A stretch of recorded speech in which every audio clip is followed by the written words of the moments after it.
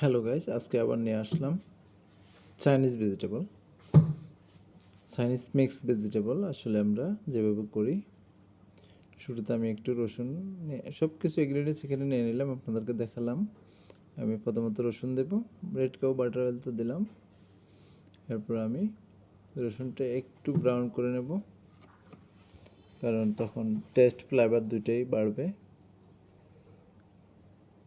এখন আমি একটা ম্যাগি কিউব দিয়ে দিলাম, যেটা চিকেন স্টক বলা হয়। এখন আমি পেঁয়াজগুলো দিয়ে দেব। পেঁয়াজটা হালকা আমি ব্রাউন করে নেব, বেশি না, যেহেতু চাইনিজ ভেজিটেবল হালকা সিদ্ধ হবে পেঁয়াজটা তেলে।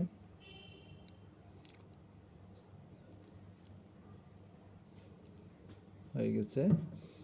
এখন আমি ভেজিটেবলগুলো দিয়ে দেব। এখানে পেঁপে আছে, গাজর আছে, চিচিঙ্গা আছে। এখানে অনেক ধরনের ভেজিটেবল যায়, সিজনাল। ব্রোকলি যায়, বাঁধাকপি, ফুলকপি যায়, বাঁধাকপি যায়। এখন তো আসলে সেগুলো পাওয়া যাচ্ছে না, তাই আমি সিম্পলের ভিতর যে চাইনিজ ভেজিটেবলটা দেখাবো আজকে।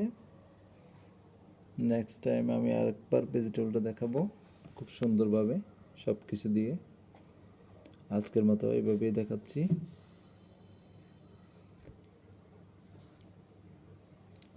আমার চাইনিজ ভেজিটেবলটা মোটামুটি আমি এখন একটু কুকিংয়ে রাখছি কিছুক্ষণ।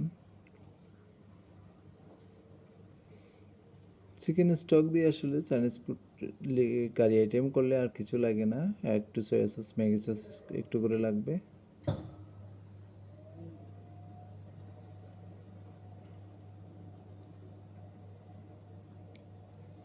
একটু করে সয়া সস দিয়ে দেব। সয়া সসটা একটু লবণাক্ত, ম্যাগি সসটা একটু লবণাক্ত, কারণ আপনারা যখন এই soya sauce Maggi sauce use করবেন তখন লবণ লাগবে না।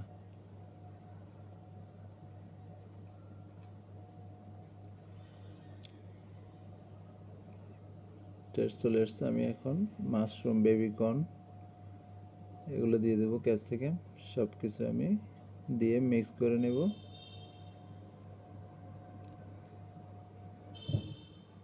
এখন আমি একটু করে অ্যারারুট দেব।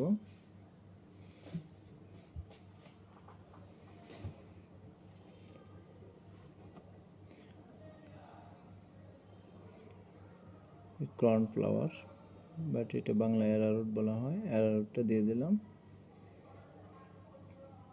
অ্যারারুট দেওয়া হলো এটা ঘন করার জন্য, তা আমি এটাকে ঘন করে নিলাম। মিডিয়াম, বাট এত ঘন না, এত পাতলাও না, লুজ থাকবে। হয়ে গেছে আজকের মতো আমার চাইনিজ ভেজিটেবল। অবশ্যই আপনাদের ভালো লাগবে ভিডিও দেখলে।